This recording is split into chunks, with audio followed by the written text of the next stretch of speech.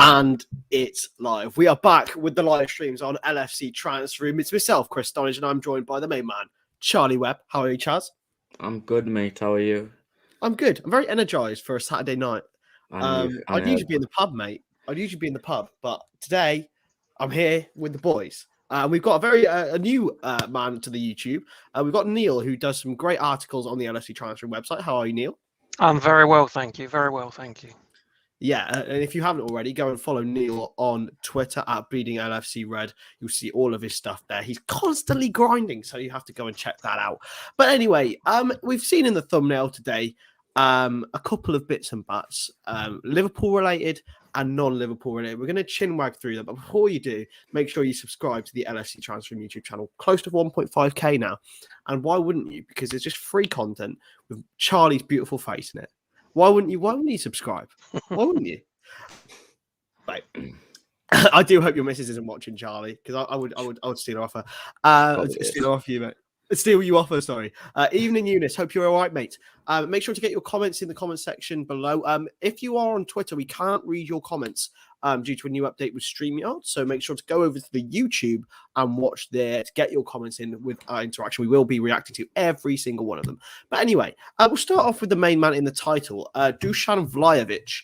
Now, Fiorentina's main man last season, 21 goals in the Serie A, has refused a contract extension and will be available next summer. Neil, what do you know about Dusan Vlahovic? Do you think he'd be right for Liverpool?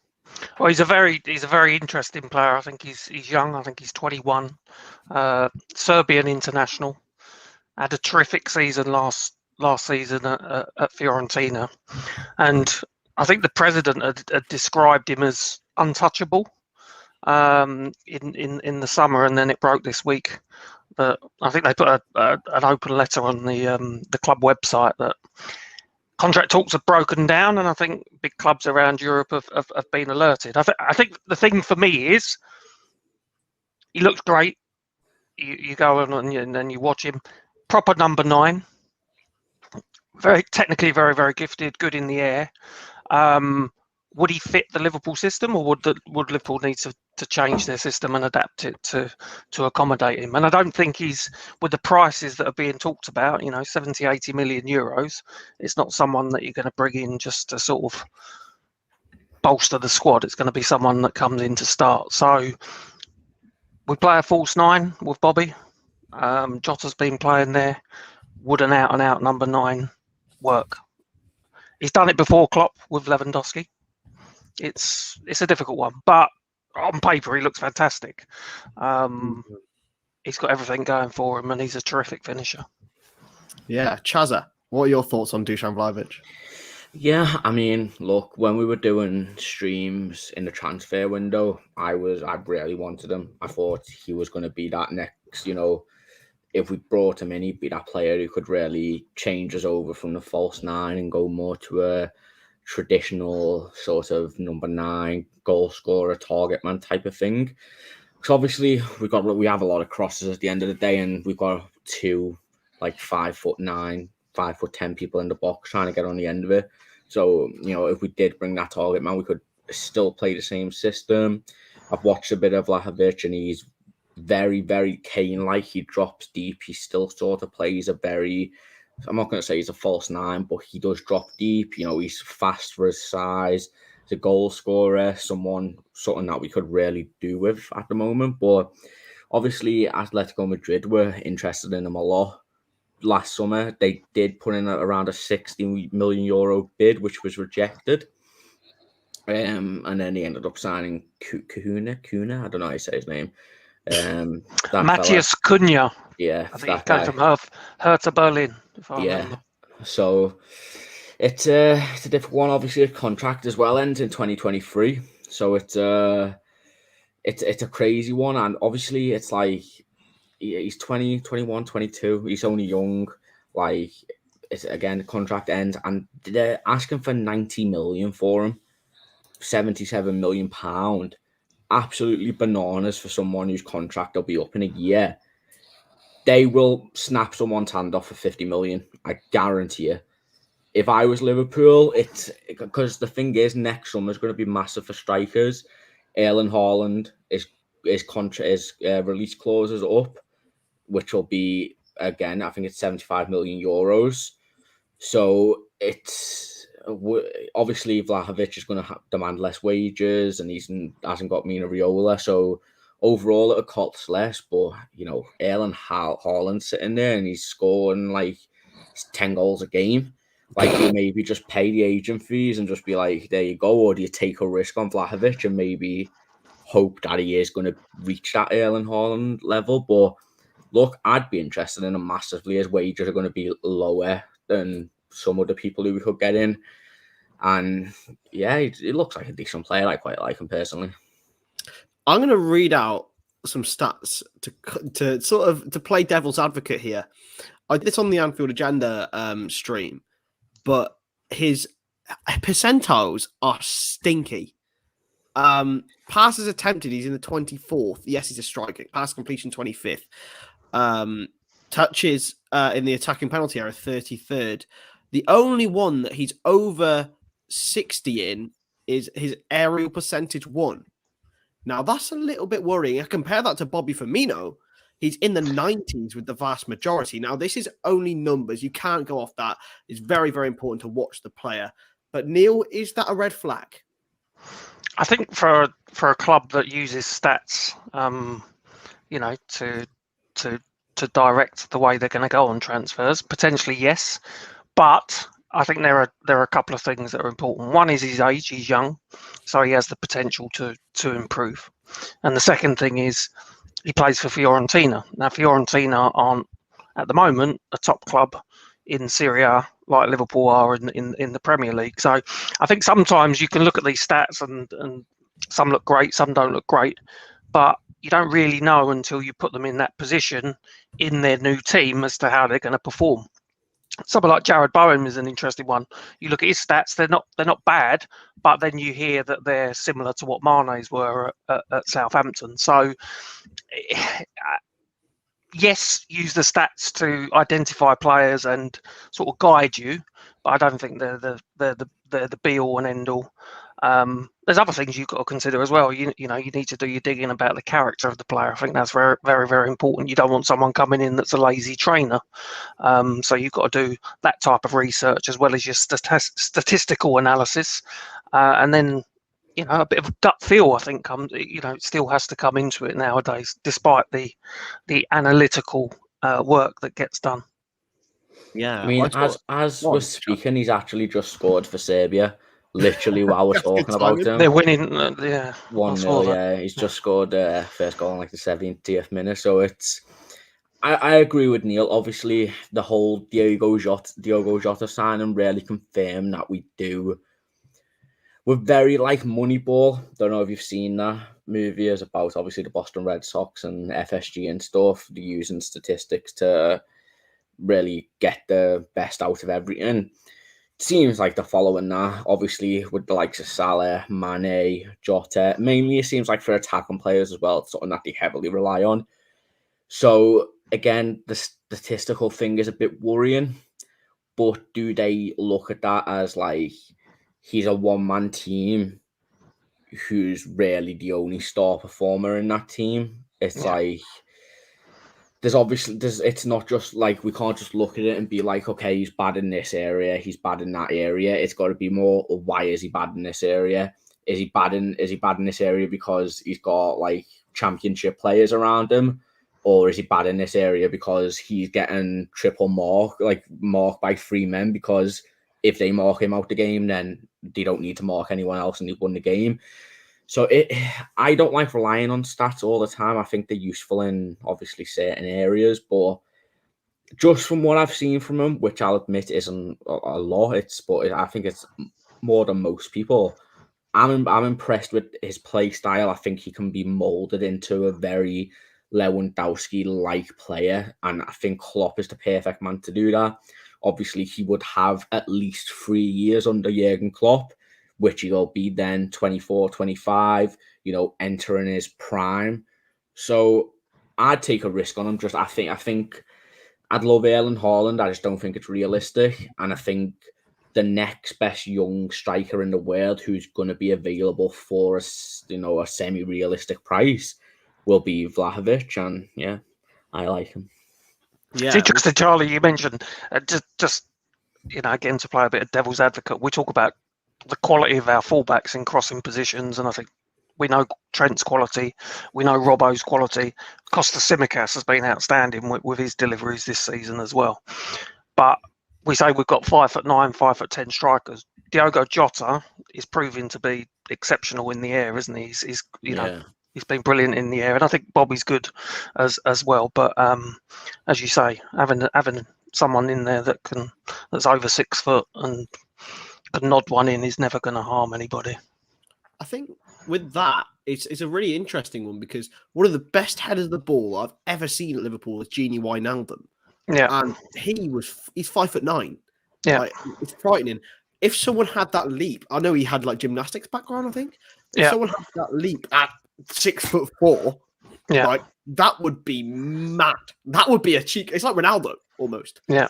Ronaldo has those sort of levels, but it's an interesting one. I mean, I'm just trying to recall. Target men at Liverpool are not renowned. Do you think that could possibly change, Charlie? Yeah, because I think the systems we played when we had them target men in didn't suit target men. You look at the likes of when we had Andy Carroll, we were really relying on Coutinho through the middle, not really on wide players. Peter Crouch, I mean, he did all right at Liverpool, but he wasn't obviously wasn't Suarez type of levels, was he? It's and not great in the air either. Yeah, like very, very lanky and just like he didn't really jump. He sort of just stood there and hoped that the ball bounced off his head. So it's like, Vlahovic is not like a skinny build. He is built.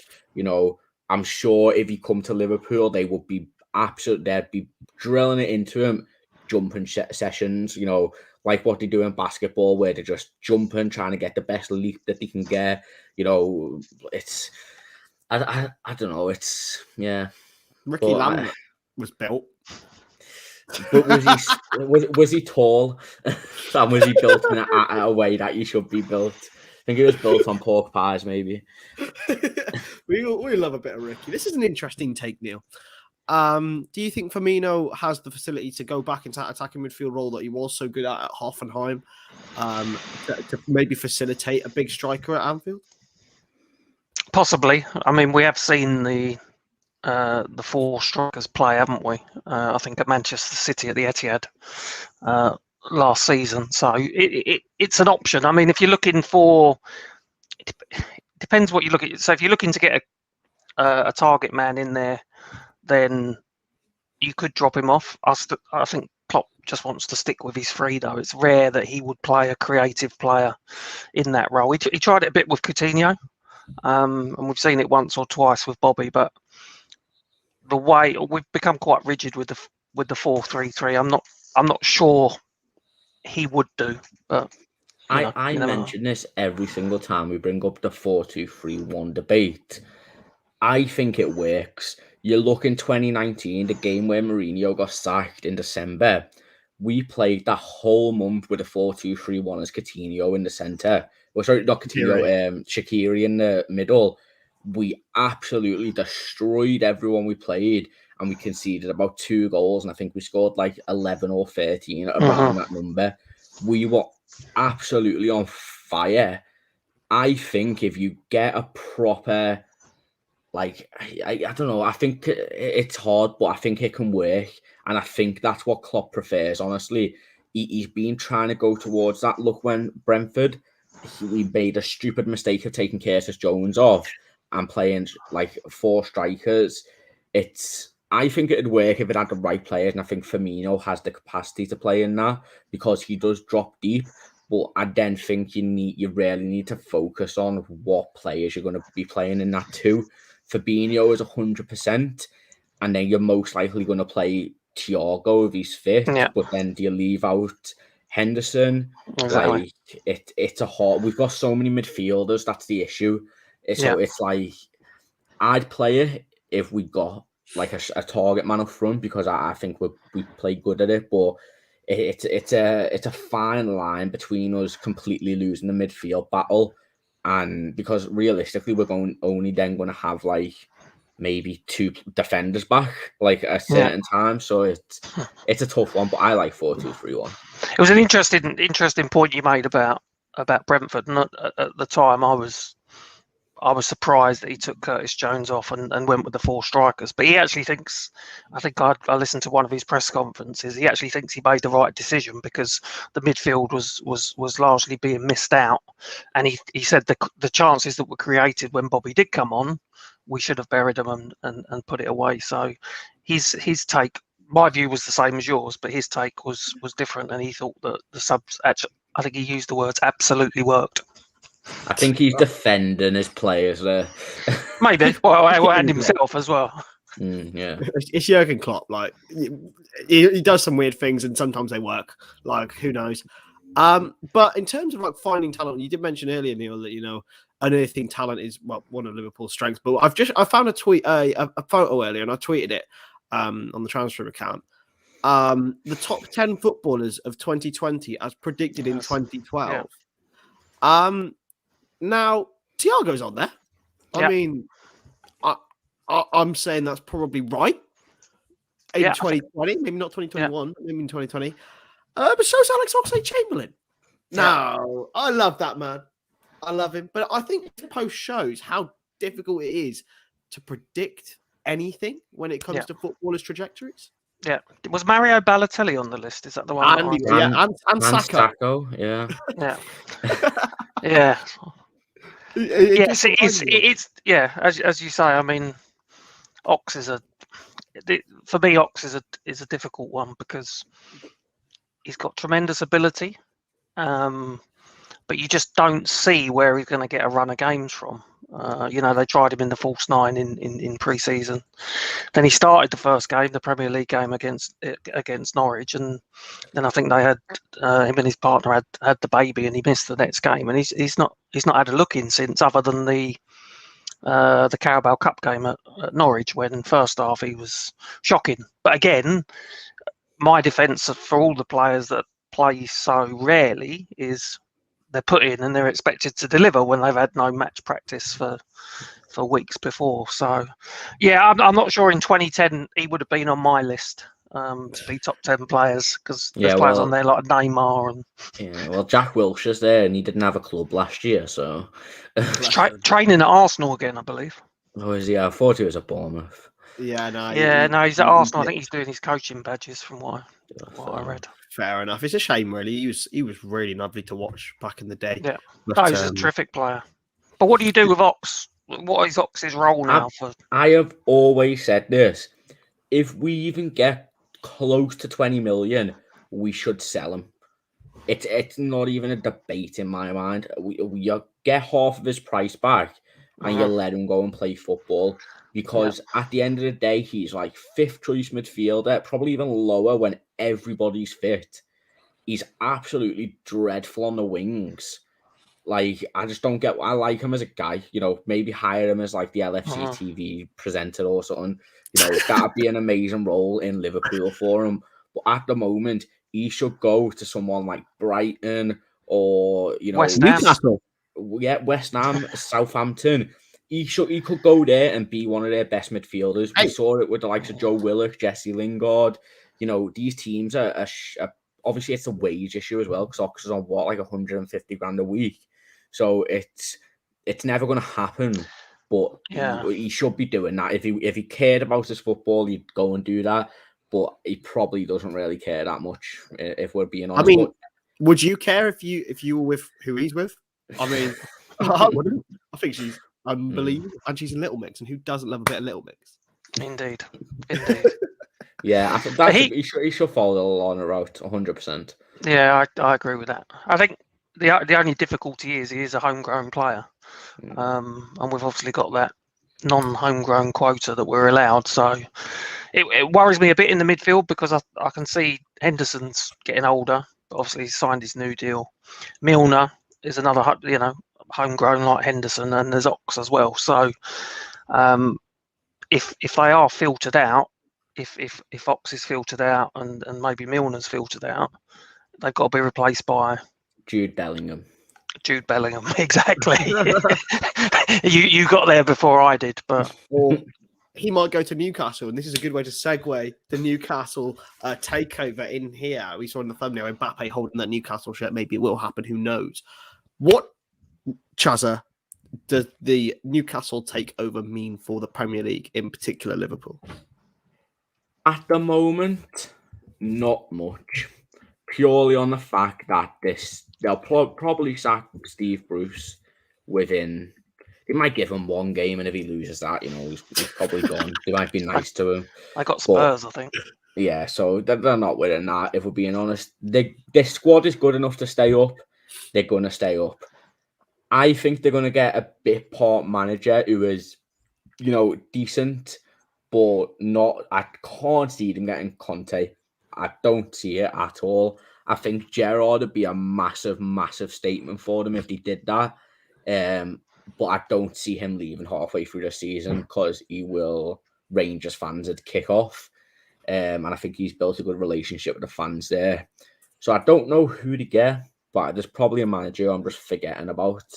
So to go out and do that. But I just really quickly about Newcastle, I want to pull you up, Chris, on your whole Newcastle are amazing and their coaches are the best coaches in the world. Hey, listen, I said Newcastle would finish in the top 10 this year in my Premier League predictions. And you know what? If they might hire Graham Jones as their manager, and then all of a sudden everything will be sorted, I reckon. What a hero. But regarding what changes, I don't think anything changes in the next 5 years. I think they'll struggle to get players.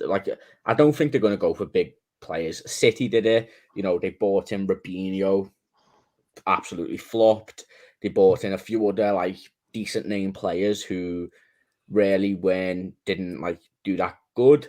So I think they're going to try and bring in a lot of older players who are maybe playing in China. They might try and bring Oscar in or Hulk. Some mad little players who I'd love to see Hulk in the Premier League. I'd be sick. I think he's 35 nowadays. I saw him score at Anfield actually. But yeah, I think they're going to bring in players like that this January. Next season, I think they're going to go out and get some proper established Premier League players. Maybe bring the likes of just similar players like Adama Traore, Ruben Neves, people who are a pretty decent Premier League players who will comfortably get into squads of top 6 teams. Maybe they go out get Ox. Joe Willock's a really good thing of what I think they're gonna try and do. Sign players who are quite good. Eddie Nketiah will be a 6 signing for them if they bought him. But at the moment, I don't think much is going to happen. I think within 10 years, they're going to be challenging for the league easily.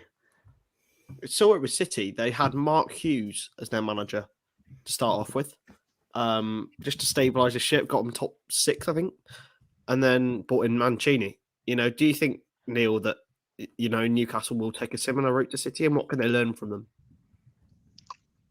I think the fans are keen for Steve Bruce to go. I don't think they have any problems with him personally. I think they like him as a person, but I think his style of play is not what the Newcastle fans expect. So I'm convinced that they will have that period of stability.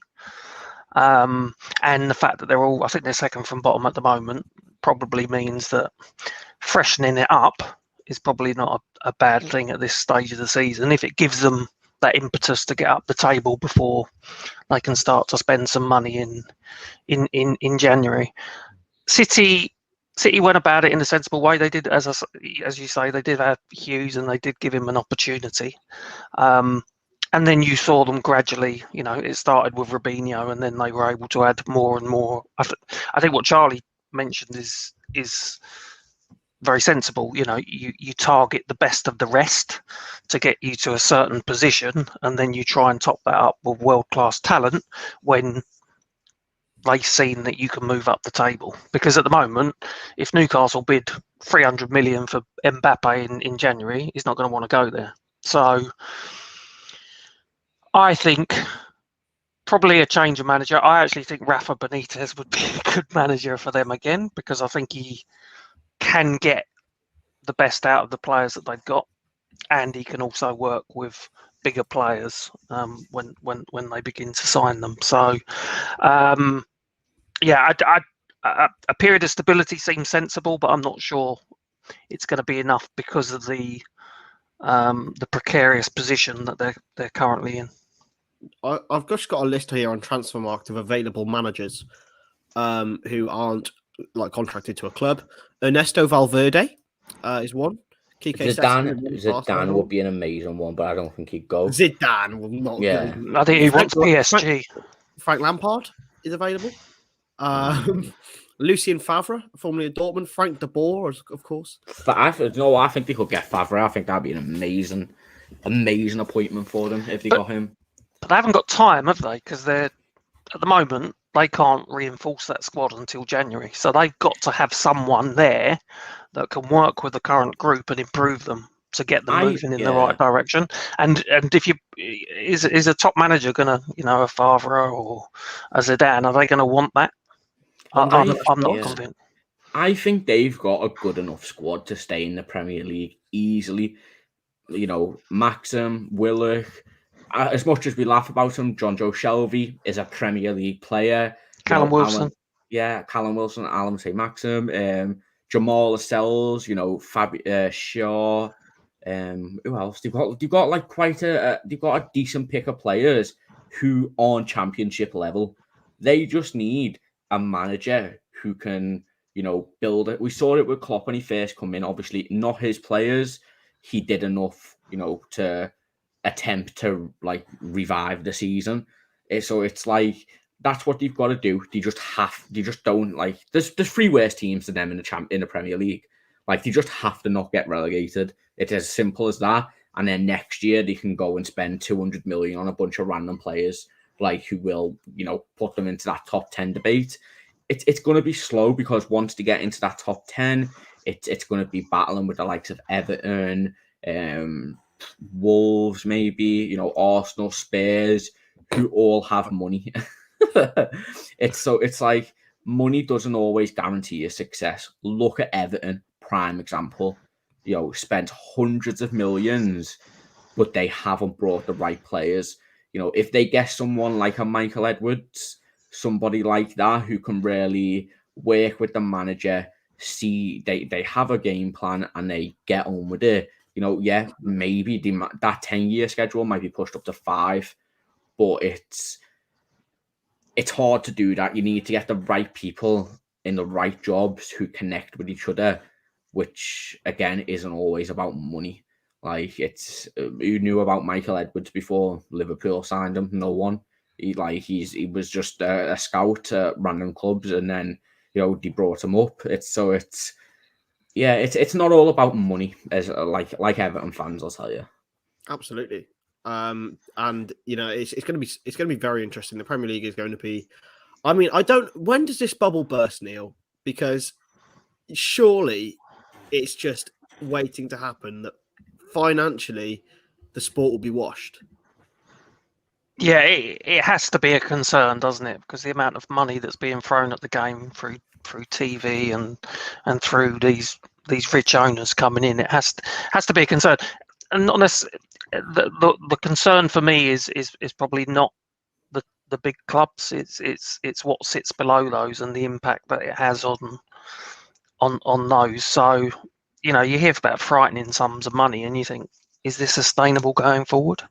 What happens if the Premier League, it seems to be the most marketable football product in world football. Is it always going to be like that?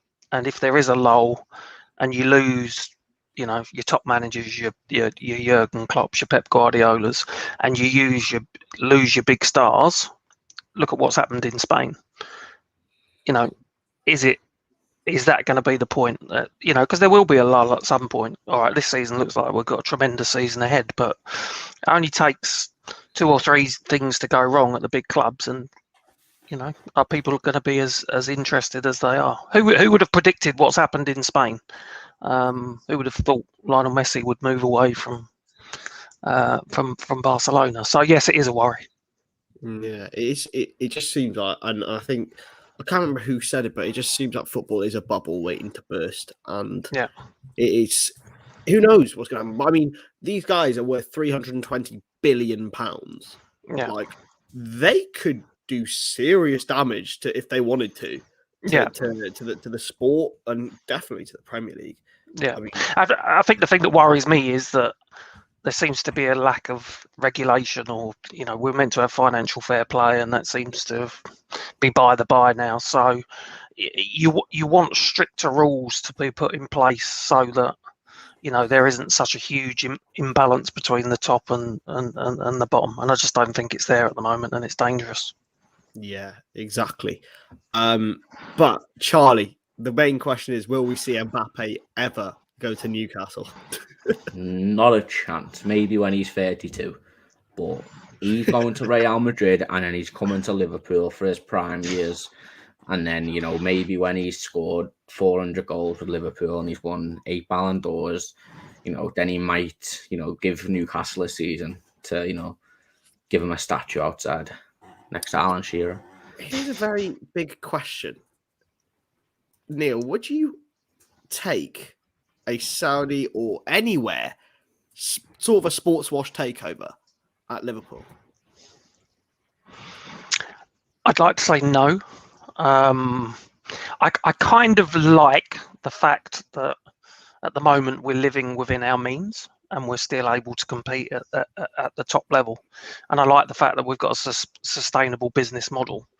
My concern is that with the likes of what's going on at Newcastle and the likes of Man City and Chelsea that have got these hugely rich owners, is that when we lose our manager, and that could happen in 3 years' time, are we still going to be able to compete without spending vast sums of money?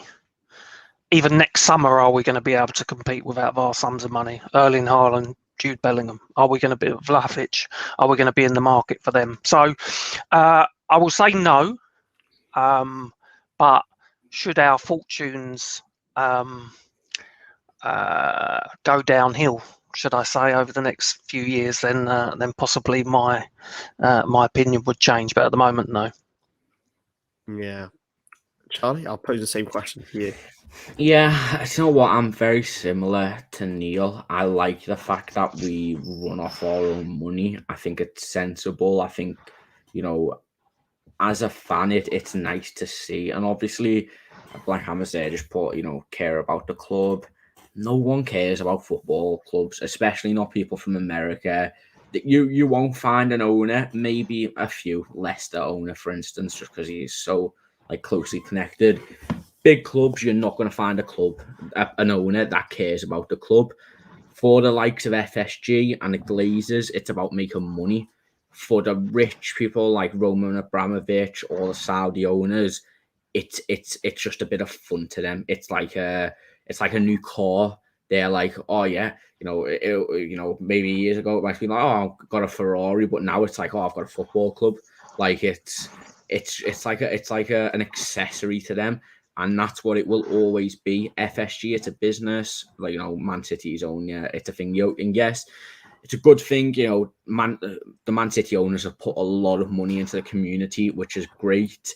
They have that money, so they can do it. FSG have done it to an extent. They've not as much as Man City, but with access, stuff like that, they've put a bit of money in.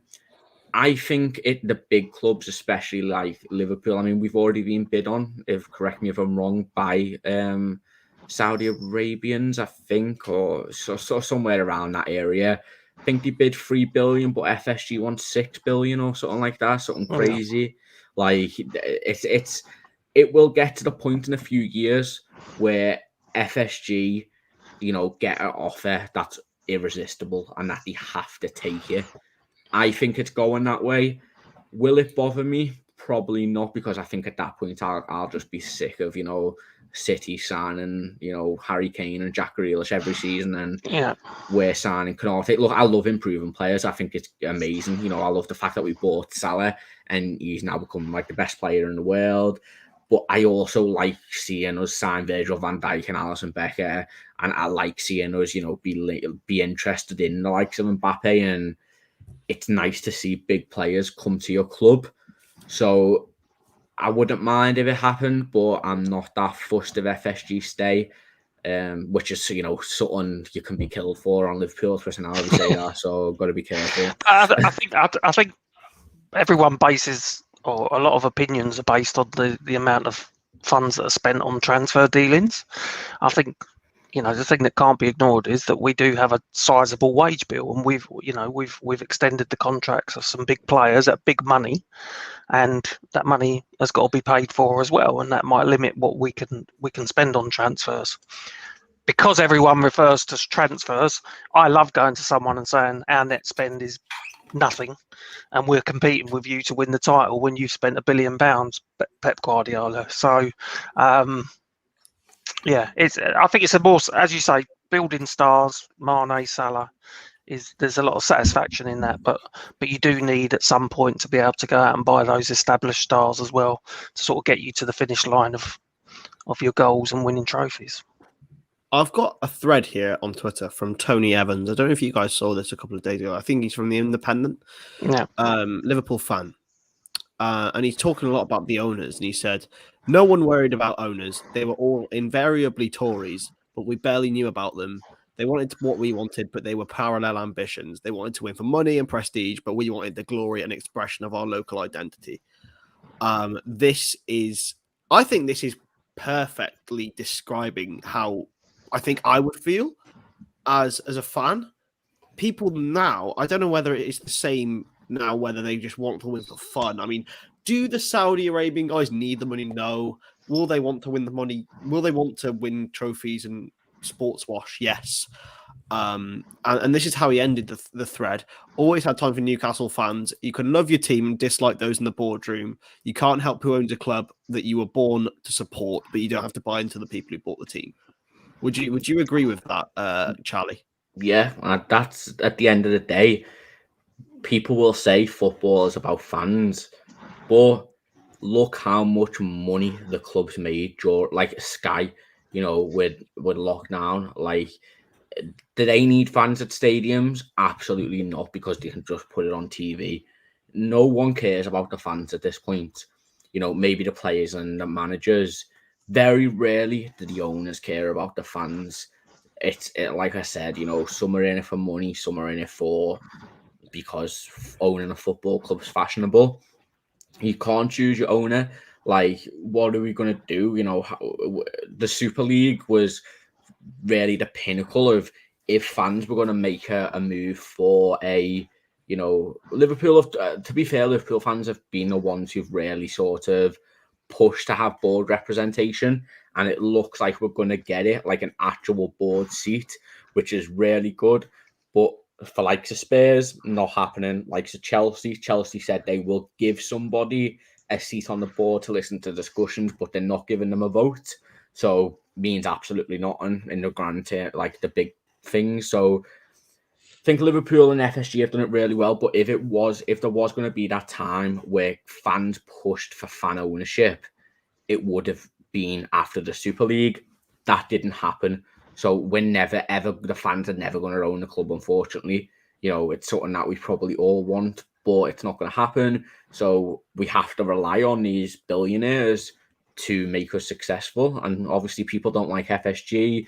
You know, they've done some questionable stuff. You know, City's owners, Newcastle's owners. It's everyone. You're not a billionaire if you've done stuff like you have no controversy. You know, you've probably got more money than most of the people, like everyone in the world. So I agree with that statement. You definitely don't have to agree with stuff, but what are you going to do? You as us as a fan base, if we get every Liverpool fan in the world and protest FSG out, doesn't mean a thing, because they own the club.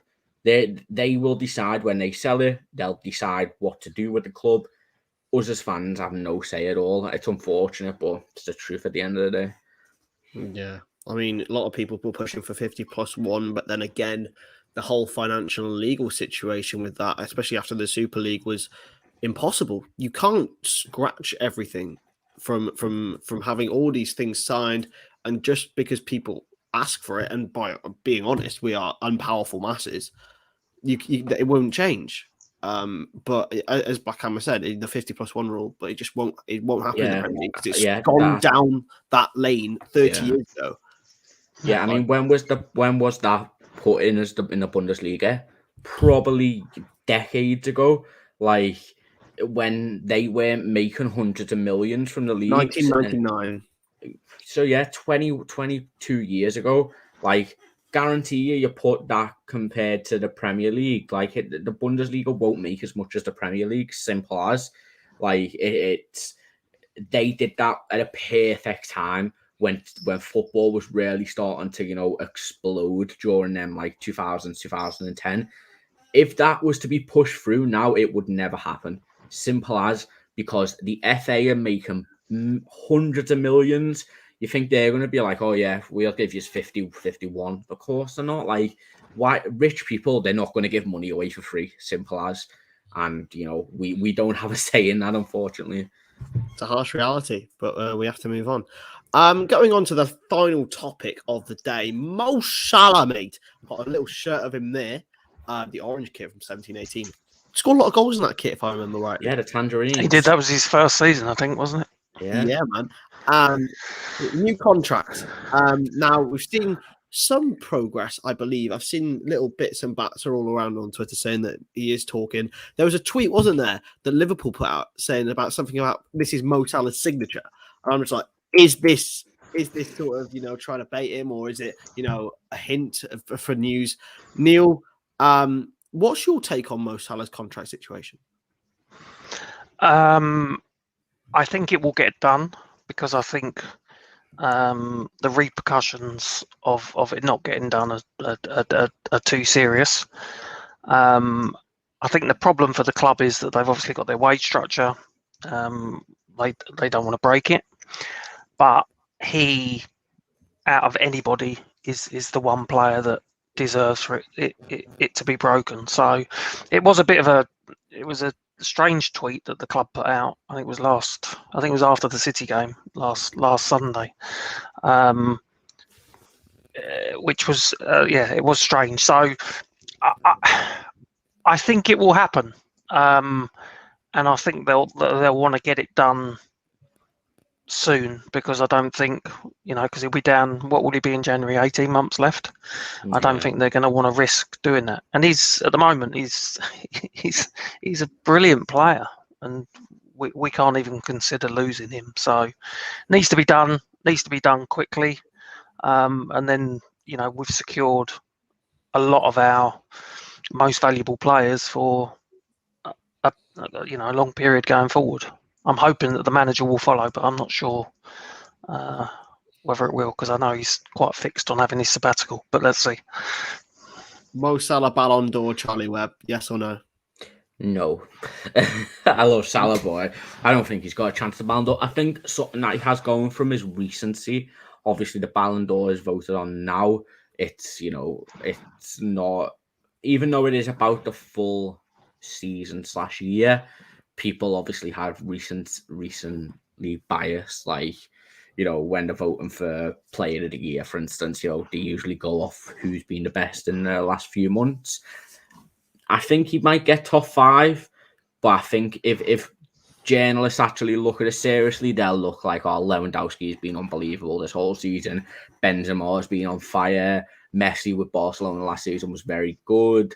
Maybe not this half, but I think there's been a few players who've been better than him. Look, if he gets jammy and he wins it, am I going to complain? Absolutely not. Will I say he deserves it? 100%.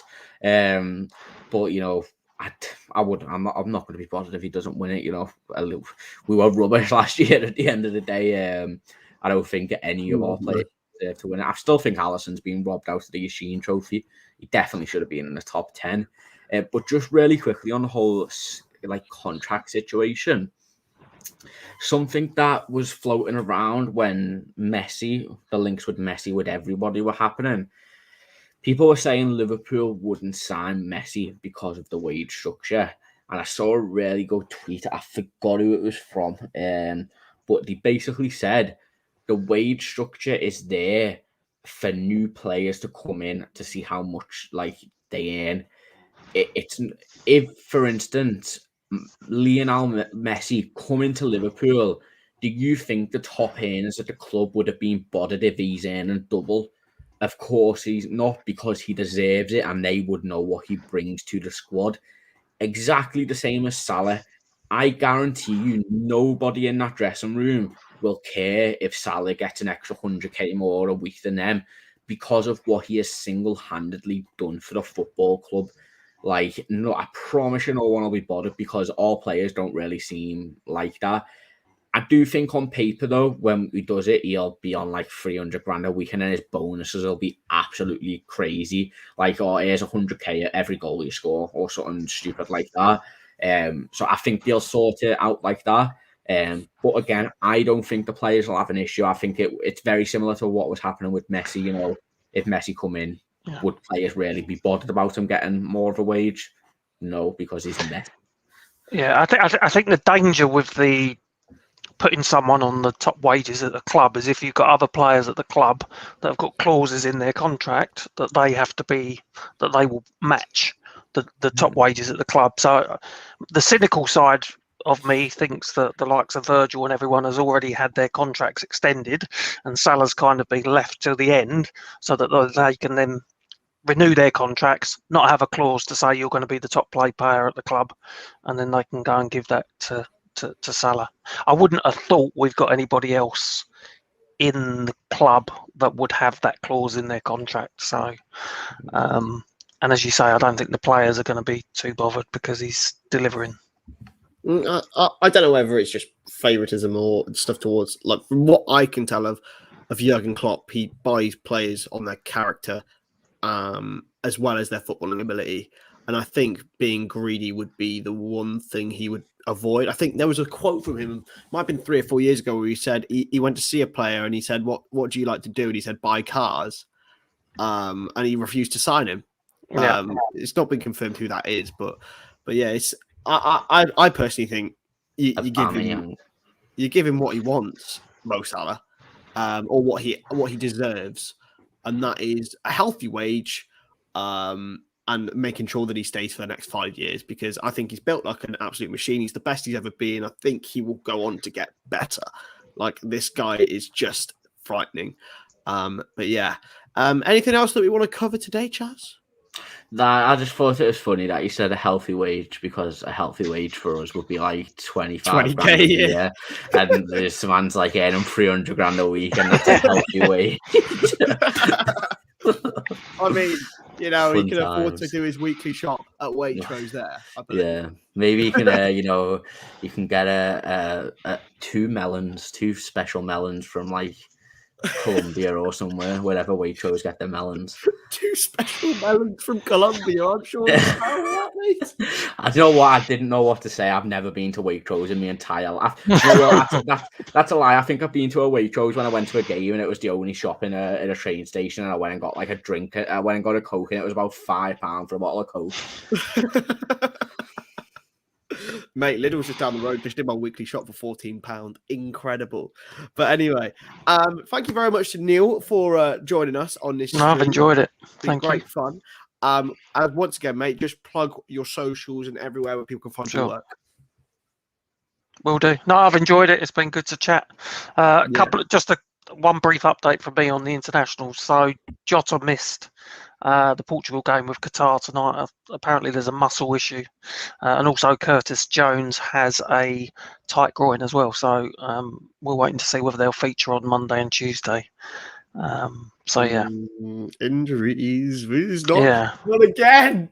No, exactly. And obviously, I don't think we're going to have Alisson and Fabinho next Saturday. So we need them all fit and firing. But I enjoy being on. Thank you for having me. Cheers, Neil. And Charlie, once again, where can people find all your stuff on the website and stuff? I don't really care. Go and follow LFC Transfer Room on everything. Just subscribe. That's all I care. If you don't subscribe, then you're just a fraud. It's free. This content is free. We've just given you nearly an hour of absolutely unbelievable content. Exactly. All you've got to do is subscribe. It's simple as that. If you don't subscribe, I'll take it personally. So you got to do it. But anyway, yeah, we'll catch you in the next stream. I'm sure we'll be back. We've got a video coming out maybe tomorrow on Florian Wirtz of Bayer Leverkusen. So go and check that out with Shivam Pathak. But that's all from me, Chris Stonage, Charlie Webb, and Neil. We'll catch